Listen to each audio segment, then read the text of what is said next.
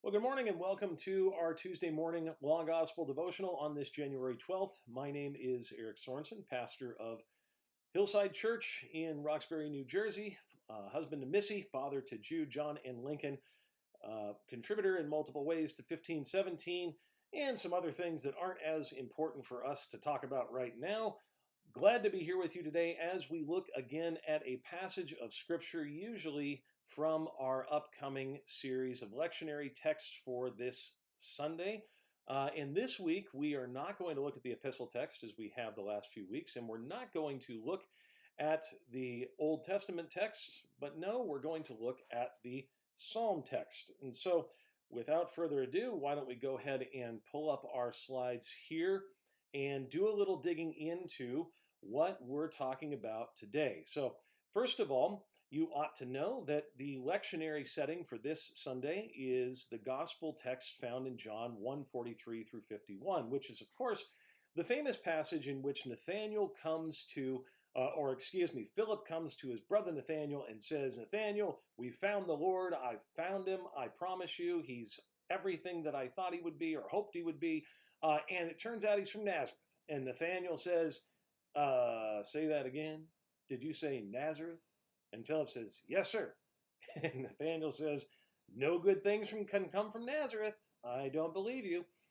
And Philip, being, new to this whole thing, doesn't try and convince his brother. He just says to him, Nathanael, come and see.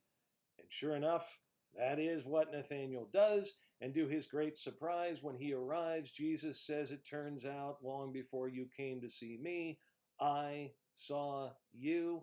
And he tells him that he saw him behind the fig tree, quite some ways off, farther than he could possibly see by the naked eye. And Nathanael realizes he's dealing with somebody with supernatural skill. In other words, he's dealing with somebody that could say that he's watching him. Somebody's watching me, as the one-hit wonder from the 80s Rockwell reminds us. Indeed, Jesus is that person.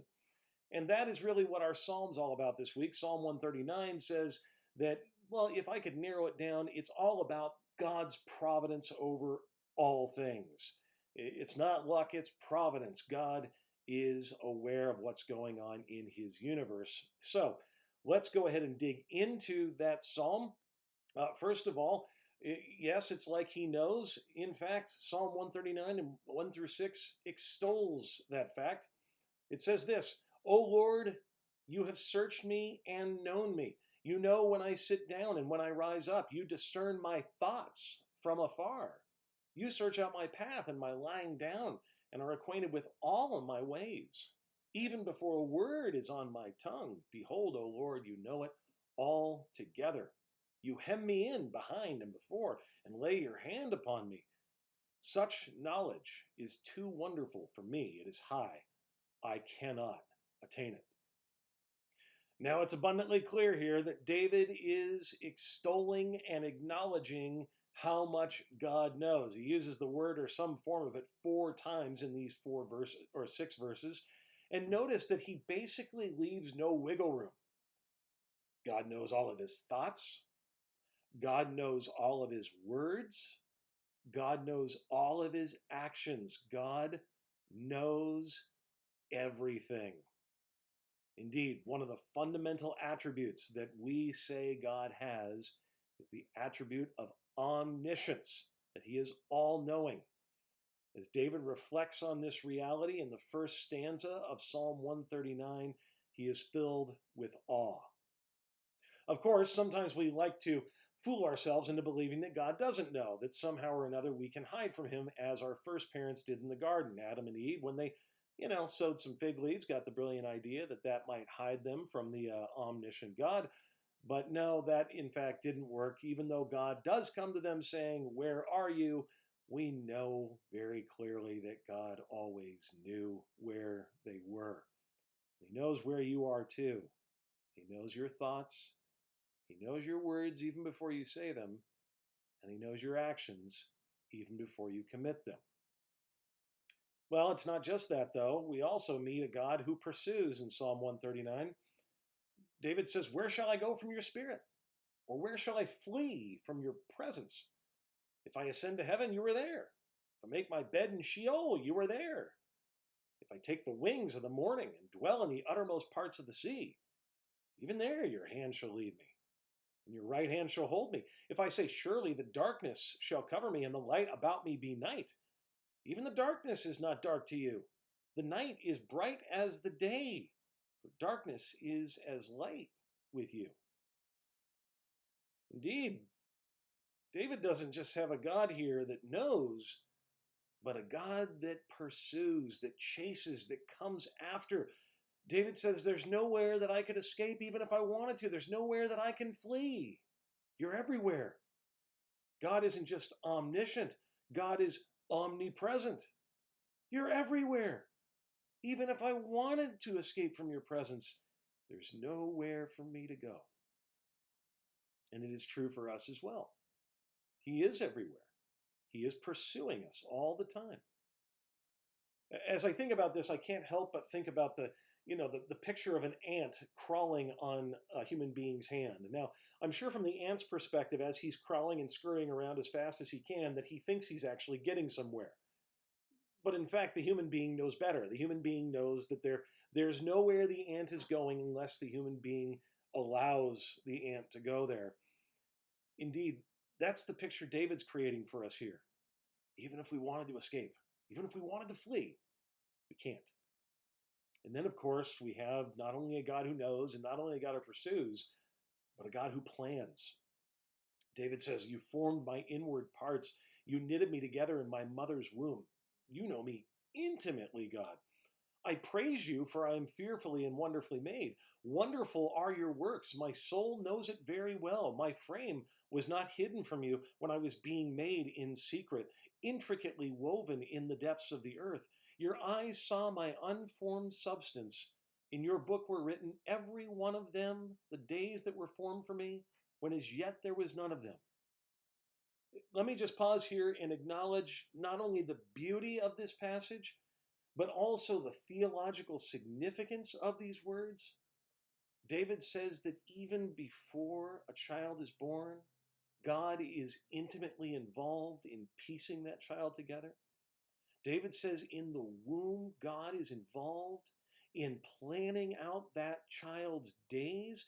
It says every one of the days of David's life were already planned out for him before he came out of the womb. And so, understandably, David responds by saying, how precious to me are your thoughts, O God. How vast is the sum of them. If I would count them, they are more than the sand. If I awake, I am still with you.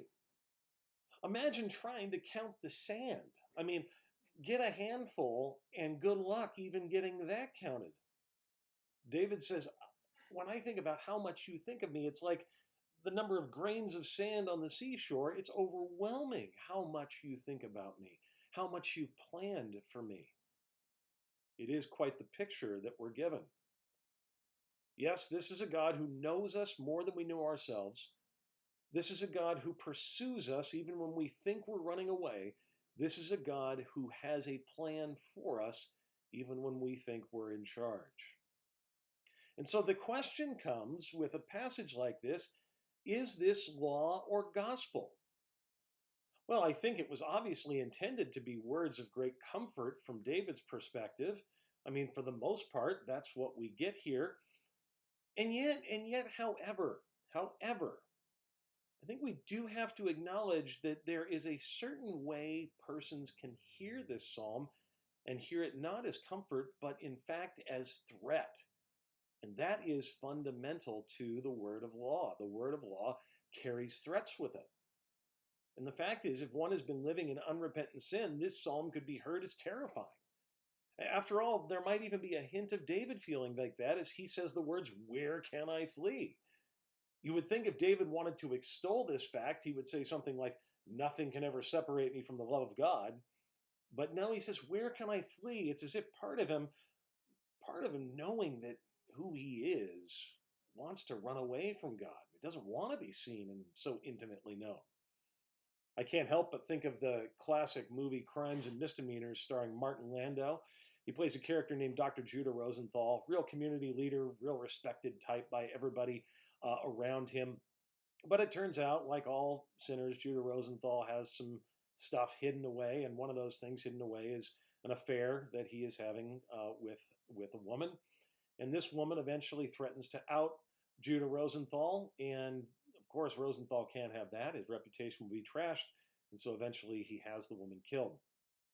And part of what the movie does so well is it shows the character go through these stages of fear of being caught and great guilt. And there's this one scene where he imagines he goes back to childhood and his father is looking down at him and saying, "Judah, God sees all." And just then, Judah is shown running for his life, and yet he can't escape the gaze of a gigantic eyeball in the sky following him everywhere he goes. Yes, it's true that a passage like this, even though meant to be comforting, can have the opposite effect. As Luther said, the pagan trembles at the rustling of a leaf. If we're afraid of being condemned, if we see God as pursuing us to harm us, well then yes, we're going to at least try and live in the denial that he knows, or that he pursues, that he can catch us, or that he has a good plan for us at all. It's going to feel quite unsettling. Indeed, I remember Christopher Hitchens, the great atheist debater, saying how much he resented the idea of a God being over him. He just hated that idea. The very idea of it was disgusting to him. Well, yeah, it's not surprising. And so Proverbs 28:1 says something similar to Luther. The wicked flee when no one pursues.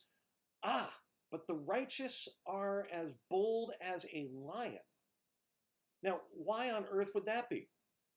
Well, the righteous are bold, not because of our own righteousness, but because we've been imputed with the righteousness of Christ. We are bold because we have found out that when the hound of heaven catches us, he does not do so to harm us, but to save us. That is the power of the gospel. John Stott writes about C.S. Lewis's conversion beautifully, saying, sensing God's relentless pursuit of him, he likens him to the great angler playing his fish, to a cat chasing a mouse, to a pack of hounds closing in on a fox, and finally to the diving chess player maneuvering him into the most disadvantageous positions until in the end he concedes, checkmate. Yes, it's our nature. It's our nature because of our desire to control, to run, to flee, to think that we can escape the all-knowing, all-present gaze of God. And yet God, because he is faithful to us, continues to pursue us, boxing us in even, getting us to say checkmate because he knows that the more we run into that which will harm us. He knows that the more we run, the more damage we do to ourselves and others. And so he doesn't give up the chase. He seeks and saves the lost, Jesus says. That's his mission statement when he comes. I come to seek and save the lost. You want to know what I'm here to do, folks? It's that. Seek and save the lost, Jesus says. And so we end up like C.S. Lewis, surprised by joy. God catches us, we think we're dead, and instead he resurrects us back to life. As the famous passage from John 3:16 and 17 says, out of the lips of Jesus, for God so loved the world that he gave his only son, that whoever believes in him should not perish but have eternal life. For God did not send his son into the world to condemn the world. No, he hasn't sent him out on this search operation to crush the world. No, no, no. But in order that the world might be saved through him. And that, my friends, is why we can read a psalm like this, even knowing that God knows us way more than we could ever possibly know ourselves, and yet still be filled with joy, because even though he knows us, he has decided to save us out of great love for us.